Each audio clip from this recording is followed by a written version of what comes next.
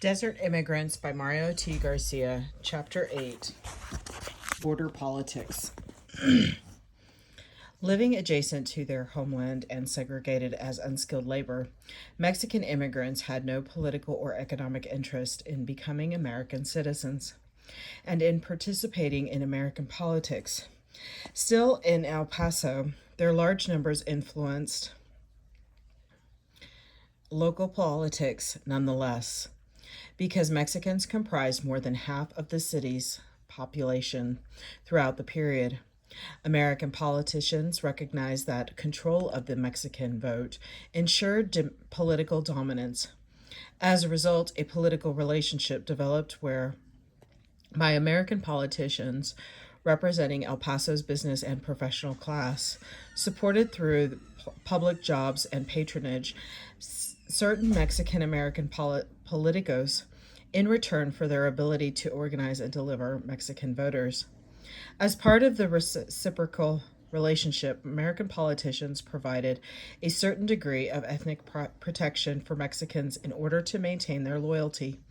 Hence, El Paso's leaders, for both political and economic reasons, attempted to minimize racial frictions in the city. Economically invaluable, the Mexicans also came to be regarded as a major political resource at election time.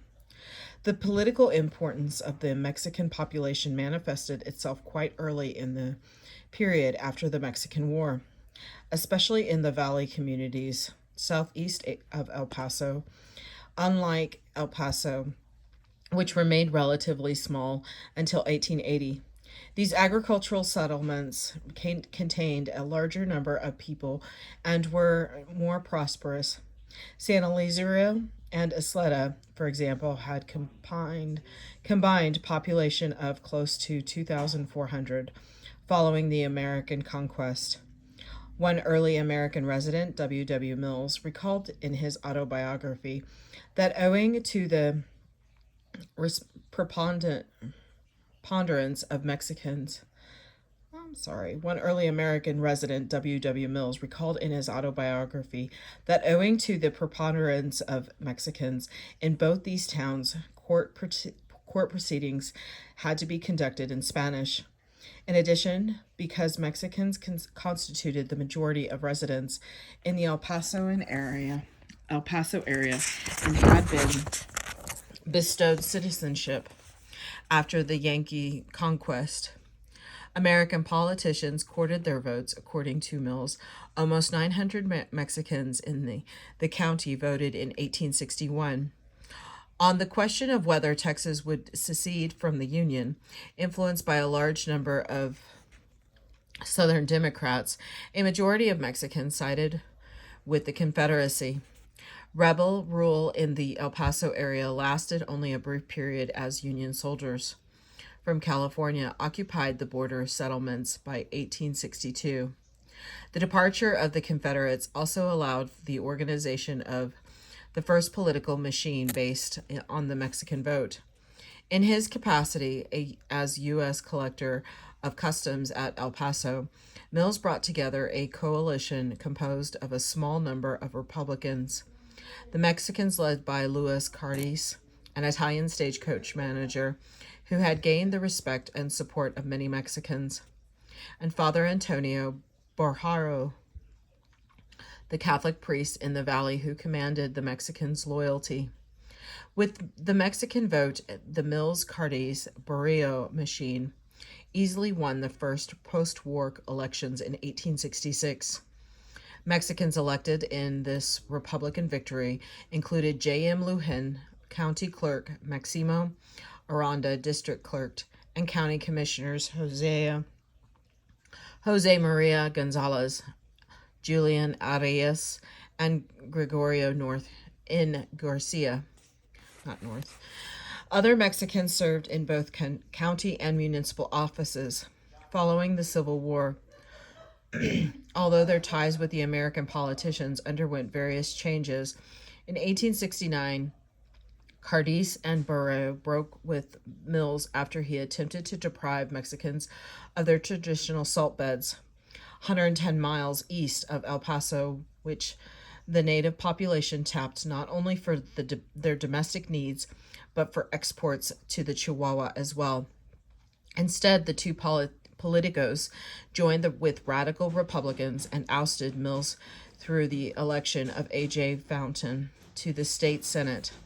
6 years later, when Fountain refused certain concessions on the salt beds, the Cardis and Barrio, the Mexicans shifted their allegiance and elected Democrats to office. Unfortunately, the transformation caused racial conflict. Although the new head of the county, District Judge Charles Howard, promised to protect the salt beds, he soon announced that the property had become his and that the Mexicans would have to pay a tax if they wished to use it. Howard's action brought on El Paso's famous Salt War in 1877, when Mexicans throughout the lower valley rose up in rebellion against Americans and killed Howard along with 4 other gringos. Unable to restore order, American officials had to request federal troops to enter the area and reestablish American political control. Despite the armed conflict, El Paso County continued to be dominated by machine politics based on their manipulation of the lower valley. Mexican vote, El Paso Alderman J.B. Haig and County Clerk Manuel Flores controlled local politics following the Salt Wars beginning in 1882. County elections, however, in El Paso based reform movement of merchants and professionals sought to replace the jobbery and trickery of the ring with what it called enlightenment and free thought. The People's Ticket, unquote, called enlightenment and free thought, unquote. Oh, I'm so sorry. Focusing its attack on Flores, resorted to a racist appeals in its campaign against the county clerk. In a letter to the Lone Star, one opponent called on Anglo-Saxons not to vote for a man who could not even speak English. The Lone Star also accused Flores of fraudulently issuing naturalization papers to Mexican nationals so they could vote for the Hague slate. Ironically, El Paso reformers, hoping to divide the Mexican vote, ran Mexican candidates of their own. Now is the time, unquote, the Lone Star emphasized in its Spanish language column, for all Mexicans to dissociate themselves with the demagogues. Although defeated in the election, the anti-machine politicians acquired revenge 1 year later when they won special election transferring the county seat from Isleta to El Paso, where American businessmen and lawyers whose numbers had increased could better control the area's politics. Yet this subsequent influx of Mexican immigrants into the border town increased their significance for El Paso politics. Both Democrats and Republicans in the 1889 election, for example, openly purchased Mexican votes, not only in El Paso, but in Ciudad Juarez as well. Besides money, the politicians offered free beer and entertainment. According to one account, the festivities began on the day before the election and continued all night. On election morning, the Mexicans discovered, to their surprise, that the doors of the dance halls had been locked and that they could not leave until the polls opened. Polls open and their votes registered. At 7 a.m, therefore, the politicians assembled the Mexicans and under guard conducted them to the voting precincts, where they were handed a prepared ballot and paid $3. In his study of the South Texas politics, one scholar notes similar tactics by politicians in that region, quote, in former days. He writes, quote, it is not uncommon for the chief political boss or some of his local henchmen literally to corral the voters several days before the election. keeping them together by providing a barbecue for them and voting them in block at the proper time, unquote. Apparently possessing more money than the Democrats, the Republicans and their candidate for mayor, Adolph Krecker, won the 1889 El Paso election. Yet officials disqualified Krecker when they discovered that the new mayor possessed only his first citizenship papers. Given another opportunity, the Democrats elected Richard Caples mayor in a special election. Caples' victory marked the beginning of an extended period of political domination of the city and county by what El Pasoans refer to as the Ring. Formed by leading merchants, bankers, lawyers, contractors, and businessmen, the Ring represented the regular or stalwart faction of the Democratic Party in El Paso. It managed to succeed, however, only because it had learned from earlier experiences that since Mexicans were half or more of the population, they could not be politically ignored. Consequently, the Mexican vote constituted the base of the Ring's organization. The same class that benefited from the availability of cheap Mexican labor also gained from cheap Mexican votes.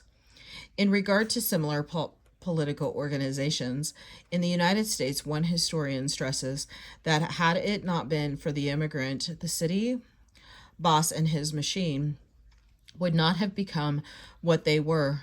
The Ring further recognized that the more acculturated and politicized Mexican Americans could play a key role as mediators and ward bosses in Chihuahua and the other Mexican settlements of El Paso. Unlike the immigrants, Mexican Americans saw American politics as a way of achieving economic mobility. Although Mexican American brokers served under the American bosses, they were not more lackeys of the Ring. Mexican Americans organized themselves in what amounted to pressure groups within the Ring in order to extract from it not only political appointments and public employment, but also ethnic protection for the Mexican population of the city and county. In addition, the development of a sub rosa machine by the Mexican Americans warned the Ring that the Mexican vote could be turned against it in favor of reform, Democrats or Republicans. The Times reported as early as 1891 that about 75 Mexican Americans had assembled in the courthouse to discuss the organization and protection of Mexican voters. After certain speakers had addressed the group, the Mexican Americans selected Victor Ochoa as their president, O.A. Lorazolo as vice president, and Jose A. Escajeda as secretary. A few weeks later, the Times also carried a story entitled Mexican Organizing. In the neighborhood of 300 Mexican citizens assembled on Little Plaza last night and were addressed by Victor L. Ochoa. His text was Organization for Self-Protection. He urged the Mexican citizens of El Paso to stand shoulder to shoulder in demands of the Mexican citizens of El Paso as set forth in a platform promulgated at a recent meeting held in the city. These demands included the city elected a superintendent of public works who would ensure that contractors employed only citizens and resident workers and not cheap labor from across the border in Ciudad Juarez.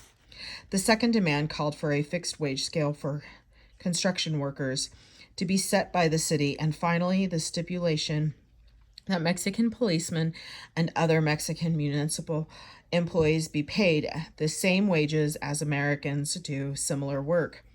After the rally, the Mexicans attended a baile dance in Chihuahua. Organized pressure made the Ring aware of its reliance on the Mexican vote and on the ability of the Mexican American leaders to deliver it. As a result, the Ring supported Mexican American candidates, especially in county elections, and reserved certain patronage jobs for them in the sanitation and police departments. O.A. Rosalo, who in 1918 would become governor of New Mexico as a Republican, and in 1928 U.S. Senator, was one Mexican American candidate whom the ring successfully endorsed for district attorney in 1890 at a Democratic rally at the Plaza. Judge Peyton F. Edwards defended the ring's support of Laura, Laura, Lorazolo. Quote, the Republicans bring up the cry against Lorazolo that he is a Mexican. Edwards stated, "How many of us have foreign blood in our veins? The men who first fought for Texas independence were Mexicans, and they fought nobly at San Jacinta. We should feel proud to have a citizen who is Mexican by birth but American by adoption." As the organ of the ring, the Times concurred with Edwards' opinion and supported the selection of Mexican American candidates such as Lorazolo in an article entitled "The Mexican Vote." I'm so sorry. It's sticking.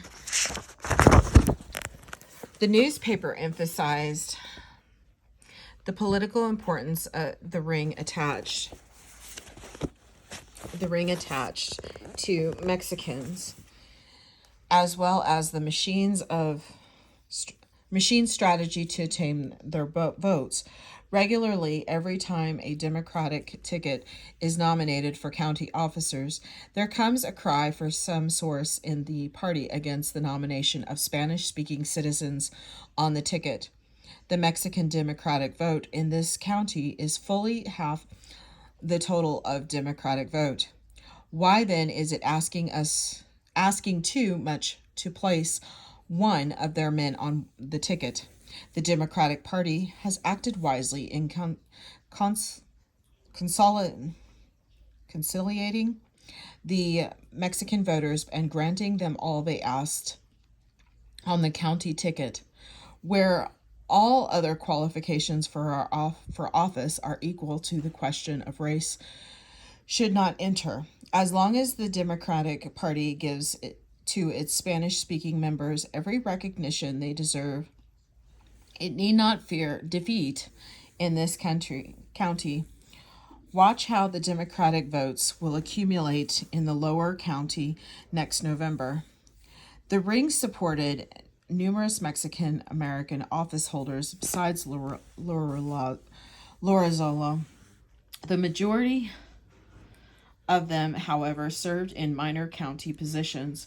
Mexican Americans were elected county commissioners, justices of the peace, precinct chairmen, and local officials from San Ilerizio and Osleta. For example, in 1900, voters selected B. Alderete, S. Carbajal, and Francisco Gonzalez to the county commissioners' court, as well as Francisco Villalobos, justice of the peace in San Ilerizio. Moreover, the ring appointed Carbajal, Alderete, and Esteban Serra water commissioners for Isleta. Mexican Americans also attended Democratic county conventions as delegates, and a few served on county executive committees, but always in minor capacities. Mexican Americans had less representation in city politics, although they did function as ward and precinct delegates from the barrios to city Democratic conventions. Although the ring did not hesitate to endorse Mexican Americans for certain county offices where the selection of Mexicans would be practical and beneficial, it apparently refused to nominate them for city positions for fear of offending American voters. Of the various elective offices controlled by Mexican Americans, city clerk and district clerk became the most important, held for many years by Jose A. Escajeda and Isaac Ike Alderate. These positions dispensed patronage and possessed access to voter registration, procedures that the ring used to its advantage. The political careers of both Escajita and Alderate exemplified the political significance as well as experience of Mexican Americans in El Paso politics. Born in San Elizario in 1866, Escajita went to American schools and then worked as a railroad laborer at the age of 20. He moved to El Paso, where he received appointments as deputy district clerk and deputy U.S. clerk. A few years later, in 1892, Escajita obtained the support of the ring and won election as district clerk. Re-elected for the next several terms, he met defeat in the 1898 primary.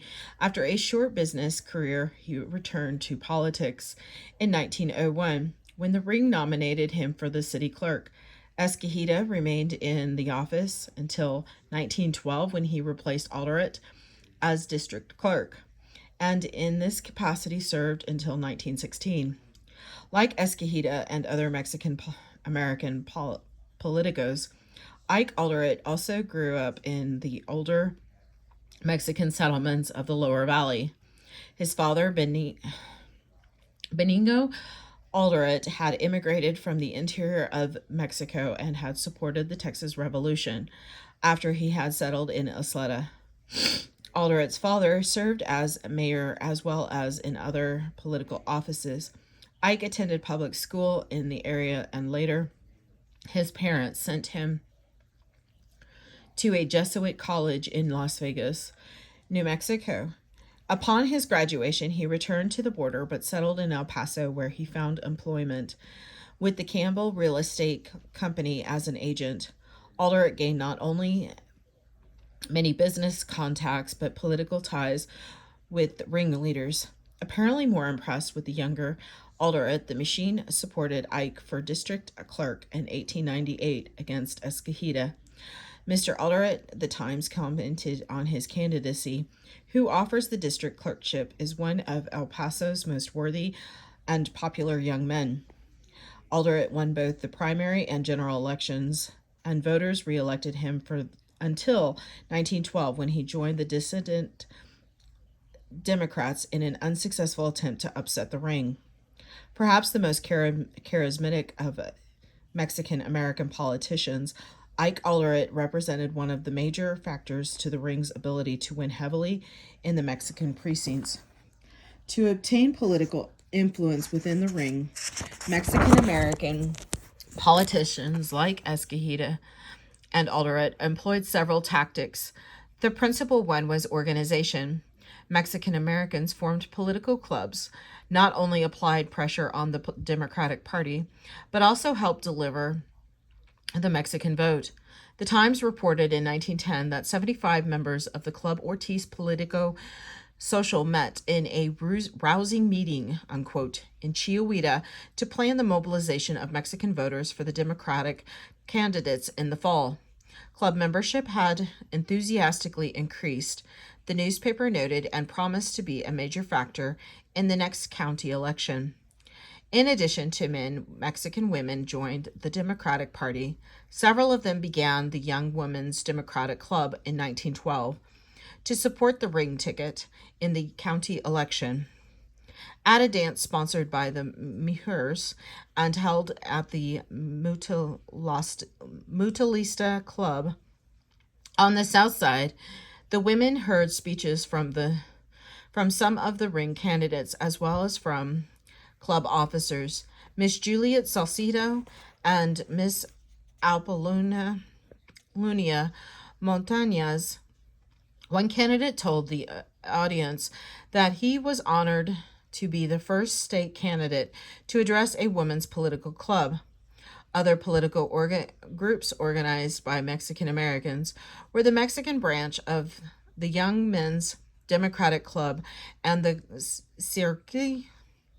Circuito de Amigos, composed of Mexican American city employees. Besides jobs and occasional favors, money represented the most effective organizing tool used by politicos. Machine politics was common in those days.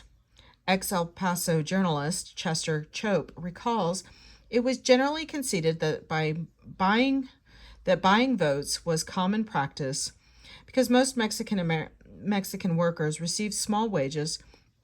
The offer of $1 to $3 for their vote could not be easily refused.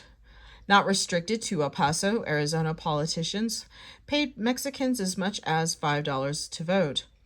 It is conceivable, moreover, that a tradition of political bozoism, which the immigrants, like so many other newcomers to the United States, brought from their homeland, made it easier for them to follow their directives of their new caudillas.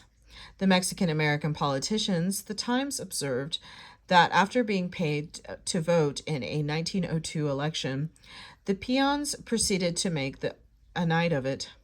Few arrests, however, were made by police. Reformers denounced the practice but could not eradicate it. Opposed to vote purchasing, the Times, in a spurt of reformism, editorialized that more than once it had called upon responsible El Pasoans to put a stop to it. However, the ring's control of the political process meant that election officials raised no obstacles to illegal voting by Mexican nationals. According to one early El Paso politician, ring members simply provided marked official ballots to the Mexicans as they entered the polling booth. The politicos and the ring also provided entertainment and liquor for the Mexicans on the eve of each election as well as during election day. Given their long and arduous work schedules, many Mexicans were probably enticed by the opportunity to participate in what amounted to a fiesta. Elizabeth Kelly, longtime El Pasoan, remarks that during one election around the turn of the century, Mexicans were given a keg of beer and kept in a barn until the polls opened. In addition, the ring illegally registered Mexican nationals who did not even live in the city or county, but came from Ciudad Juarez to vote. In 1893, reformers requested a grand jury to investigate charges of illegal registration in the Second Ward. The Times commented that officials counted about 400 registered Mexicans in the Second Ward, but that no one believed so many voters resided there, in which case fraud existed. 9 years later, the Republicans decided not to run a full ticket against the ring due to the corrupt practices of the Democrats. As one Republican put it, why these men boast that they vote dead Mexicans? They assert that they have lists of every legal Mexican voter in the county and vote them whether dead or not. If the man be dead, they substitute one that is alive and use the name of the deceased at the polls, unquote.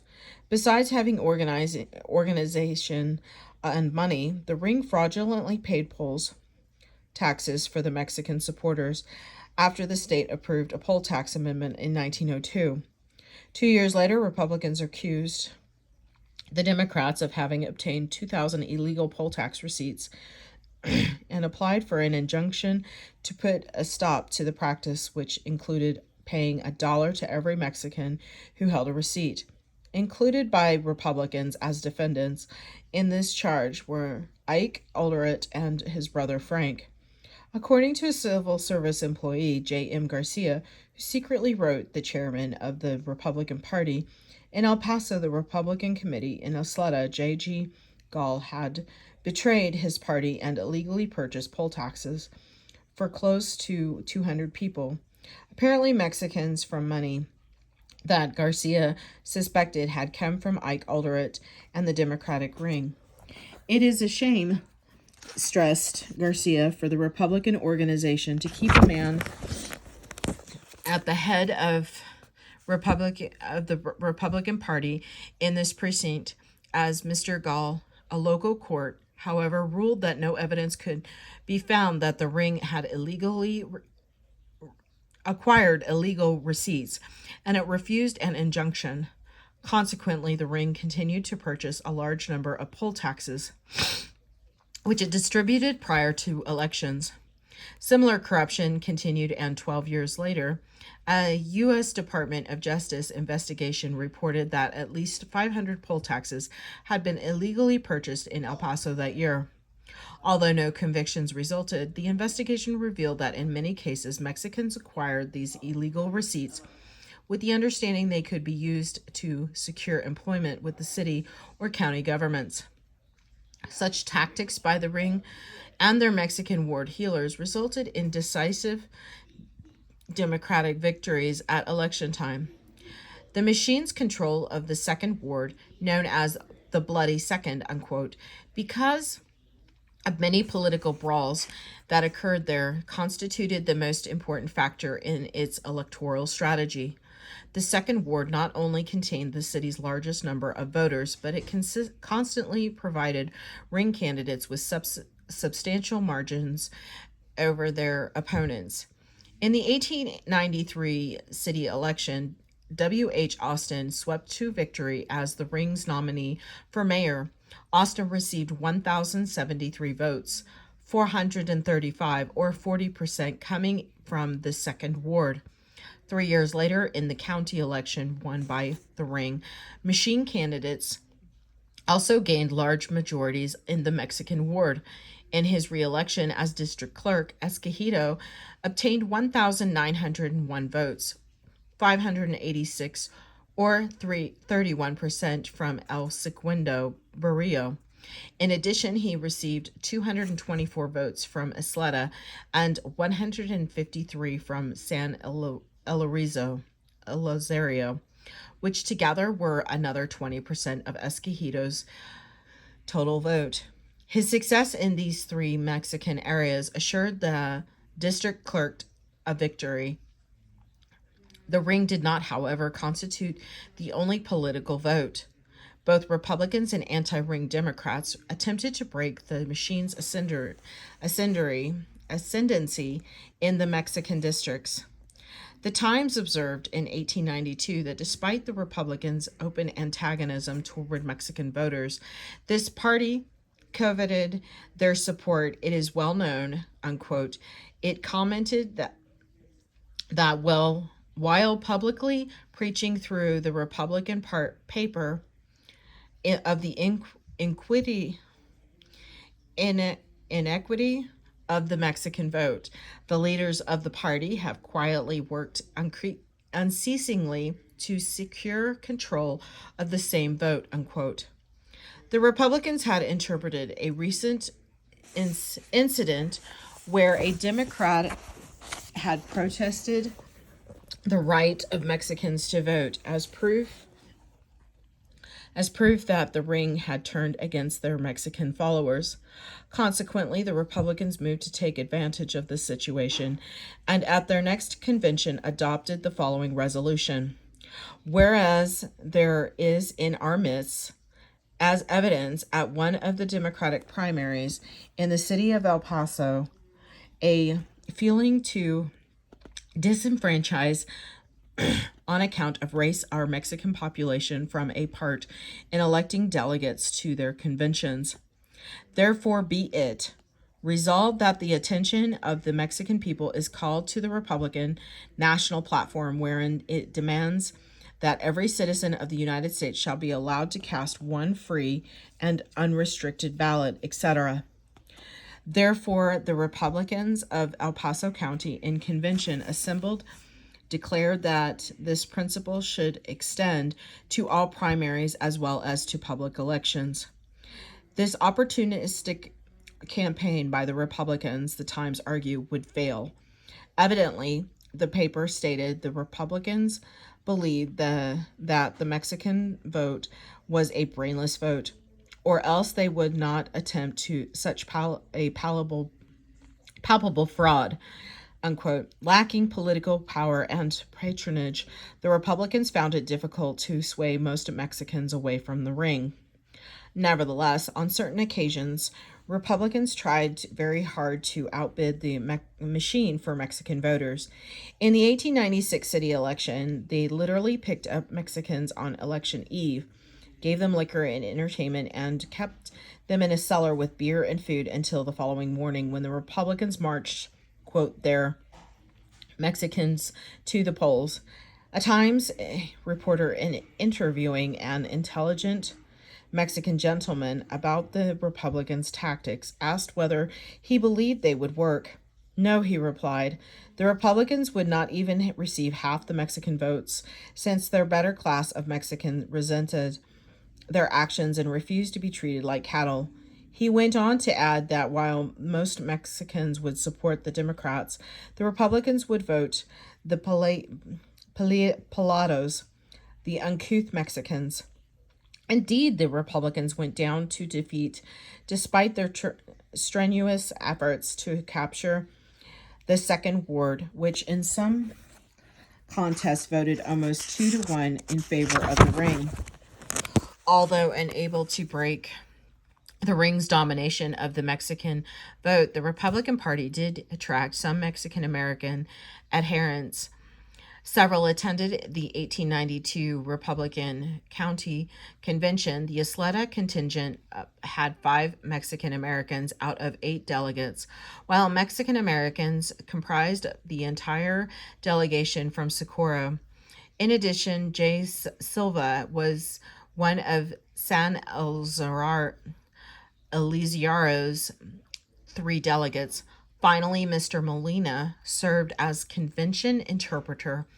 At these gatherings, they at times heard speeches delivered in Spanish and intended to arouse their enthusiasm for the Republican cause.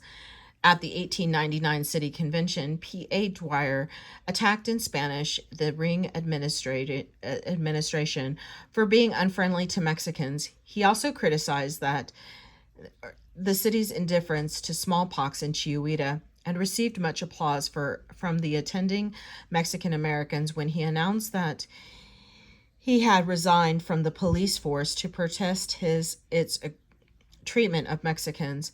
Besides their attendance at local meetings, the Republicans appointed Mexican Americans to various party committees.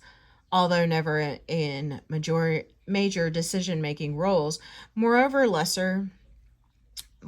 the Grand Old Party occasionally nominated Mexican Americans for lesser county offices, especially against ring politicos such as Escogido and Alderete.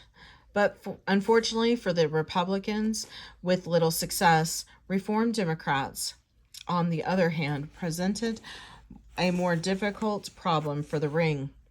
Able to attract disgruntled Mexican American politicos, these Democrats challenged the machine in various primaries. The 1912 county primary, for example, indicated the potential strength of the anti-ring forces. District Clerk Ike Alderete broke with the machine and joined the reformers. Alderete claimed he had been forced out of the ring because he had furnished money to an old Mexican woman who had a lawsuit against Mayor Henry Kelly over some property in Chihuahua. I have been with the ring quite a while, Ike complained. Quote, for 20 years I have been supported. I have been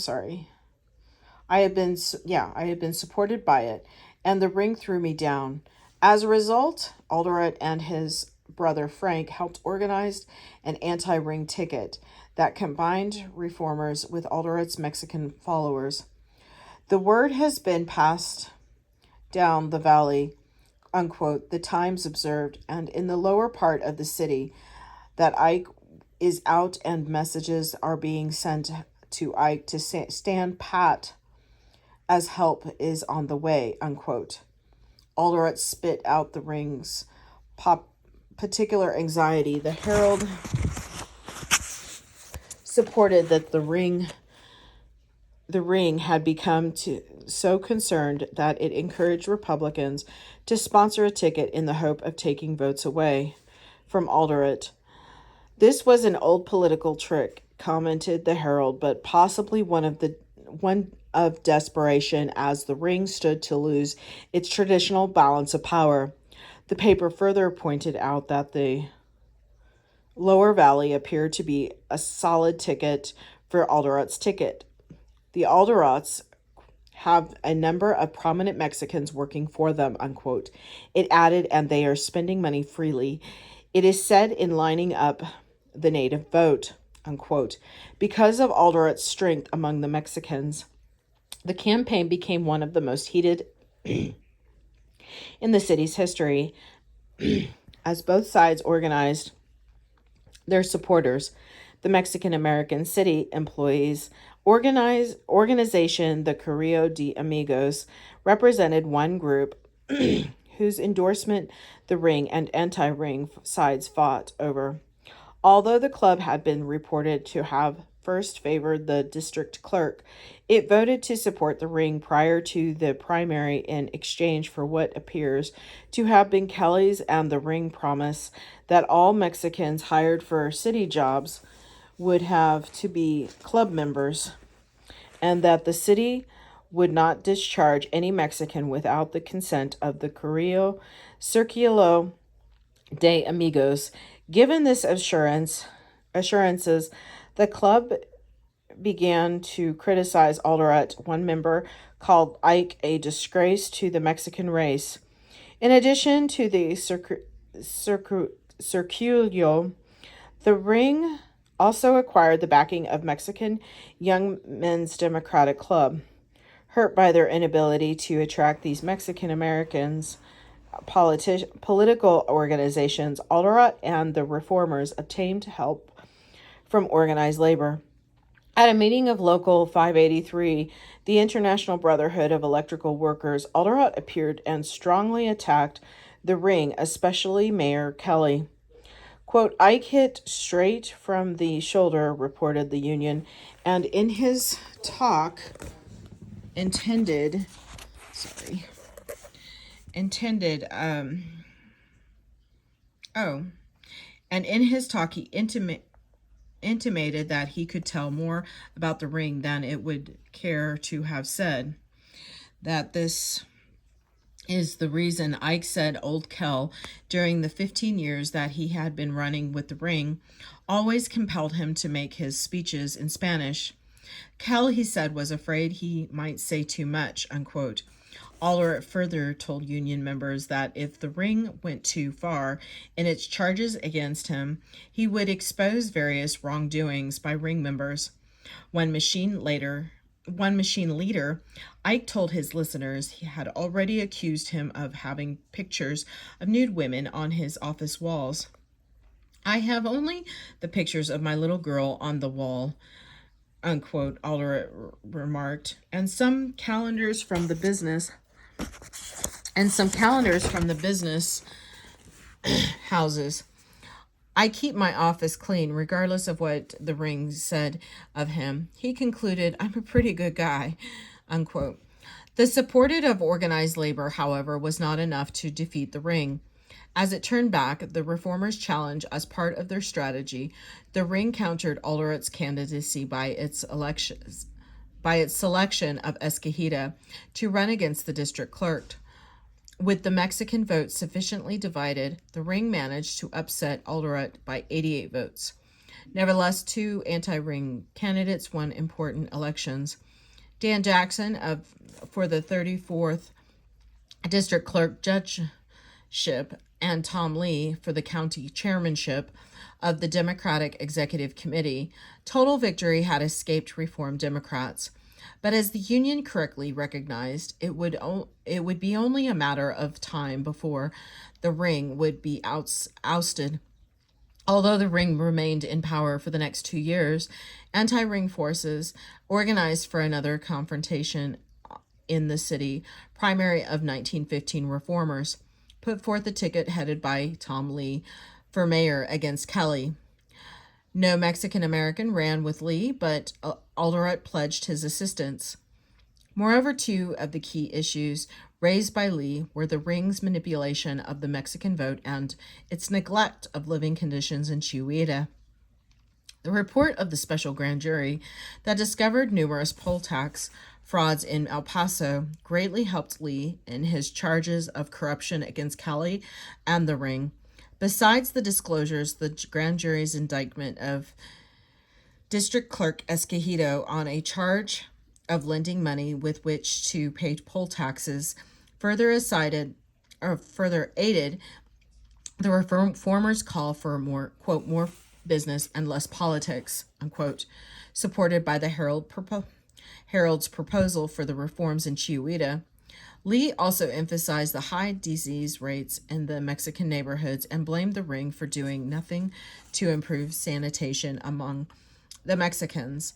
An ad for the Lee ticket demanded to know what steps had been taken to eliminate the existing smallpox epidemic in the city and why the incumbent administration had done nothing to improve the South Side.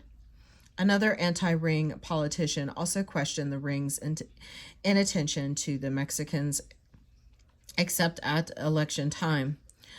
Why is it that the Ring is campaigning so hard below the tracks?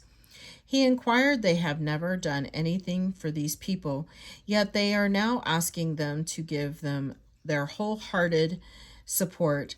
Why do they promise so much before election and give so little afterwards?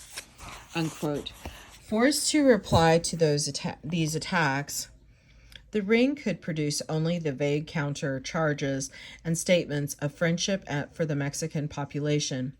Speaking before a rally of Mexican allies at Ramon Gomez Hall in South El Paso, Kelly claimed that the anti-Ring ticket had attempted 2 years earlier to eliminate the Mexican voters of the city. Quote, who went to the assistance of the Mexican citizens of El Paso then, unquote.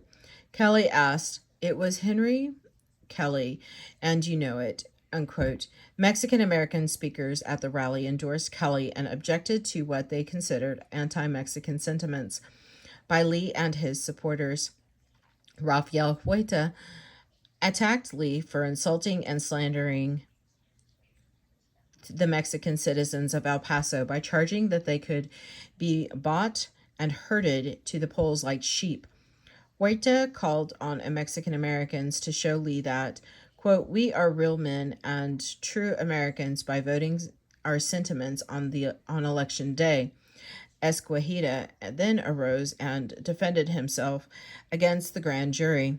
He claimed that the jury worked for the anti-Ring organization and that it in its investigation had violated the rights and integrity of Mexicans. According to Escogido, no honest Mexican would vote for a man like Lee, who had so grossly insulted the Mexican race. Whereas such tactics still proved to be effective for the Ring in South El Paso, they were handicapped in its relationship with American voters.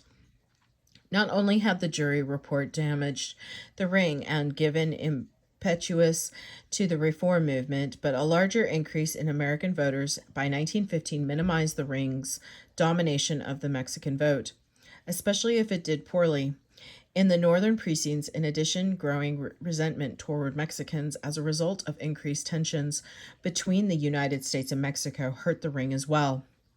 Although on election day, the Herald noticed that Kelly's men took to the polls several hundred Mexican city employees, garbage wagon drivers, shovelmen, and street cleaners. The Ring suffered its first major setback in almost 25 years of political power. According to the Herald, Kelly had carried only 4 precincts out of 17, and these were all below the tracks, unquote. North of the tracks, the vote was overwhelmingly in favor of the Lee ticket. Kelly won the first 4 Mexican precincts by a vote of 1,021 to 783 for Lee, but lost precincts 5 and 6 also on the south side by a combined total of 180 votes. Lee's ability to cut into the Ring stronghold and in the barrios, plus his strong majorities in the other sections, proved to be the undoing of the Ring in city politics. The Ring fell apart When Papa was defeated, recalls one of Mayor Kelly's daughters. The final count revealed 4,218 votes for Lee, who carried his entire ticket, and 3,149 votes for Kelly. At the victory celebration, Lee congratulated his supporters, who included Ike Allred of the Mexican Politico.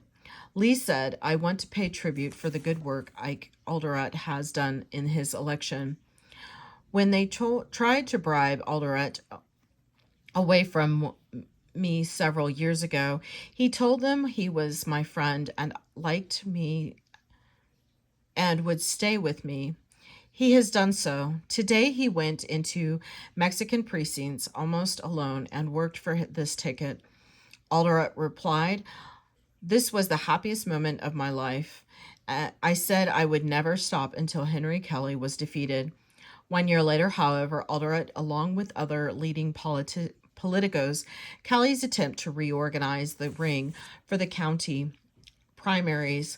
Why Allred left the anti-ring group cannot be determined, although perhaps its lack of enthusiasm for the older Mexican-American politicians, plus its emphasis on the American vote, may have disenchanted Ike.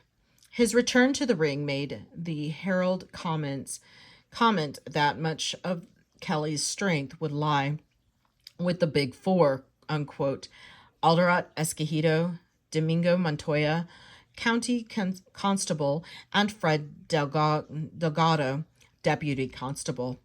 These four expected to control the large Mexican vote on the South Side, yet the politicos no longer possessed the influence they once held, and the primary was a disaster for them. Not only did anti-ring forces win every office except three, but various ring Mexican Americans went down in defeat. Because the ring was strongly rejected by El Paso voters, some American members of the group began to question their traditional reliance on both the Mexican vote and the Mexican American politicos. Although Escogido received the only patronage job left to the ring, that of county auditor, certain reservations were expressed about his appointment. The Herald observed that the ring had become ambivalent about Escogido. Although his appointment might be an asset with Mexican voters, at the next election it might also hurt the ring in American precincts that had voted against every Mexican candidate. The ring never recovered from its setbacks in 1915 and 1916.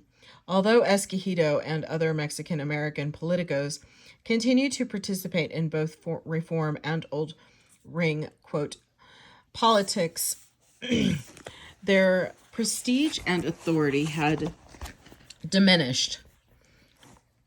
How much their demise can be attributed to increased anti-Mexican sentiment in El Paso arising from such events as the American occupation of Veracruz in 1914 and Pancho Villa's raid in Columbus, New Mexico, in 1916 is hard to know, but it may have played a major role in any event. A transitional period for the politicos began with the fall of El Paso rings. An assessment in retrospect of these Mexican American politicians is difficult. Unlike the immigrants, the Mexican Americans had become sufficiently Americanized to have developed an interest in American society and to see politics as a means of economic and social mobility within the United States. Indeed, unlike other ethnic groups in the United States, it was not the Mexican immigrants, but rather the Mexican Americans who experienced acculturation into American life out of their political ties with the ring. Mexican Americans received jobs from the ring as well as political influence in exchange for their delivery of the Mexican vote. The ring, in turn, and the anti-ring politicians represented employers and professionals who profited from El Paso's supply of cheap Mexican labor. Consequently, the Mexican Americans' support of the political structure reinforced the economic subordination of the Mexicans, cheap Mexican votes sustained an economic structure dependent on cheap Mexican labor. On the other hand, Mexican American political organizations did serve as pressure groups upon American politicians and led to some political representation, patronage, and ethnic protection, especially during the tense years of the Mexican Revolution. However, these concessions benefited a minority of Mexican Americans and not the great majority of Mexican immigrants who gained little.